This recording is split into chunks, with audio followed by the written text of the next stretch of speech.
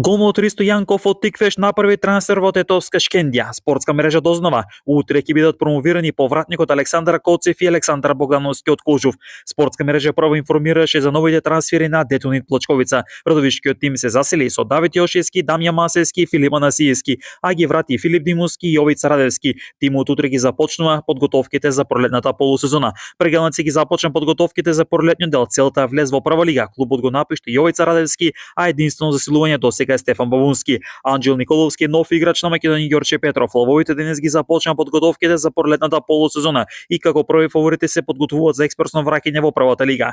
Тоа што го најавуваше спортска мрежа се потврди. Горас Михајлов е нов тренер на Беса. Искусниот стратег ќе го спасува тимот од испаѓање од прва лига. Трето лигашот Слоговиница го промовираше голмот Антонио Столевски како ново засилување. Клубот гради тим за враќање во втората лига. Една минута спортски вести на спортска мрежа.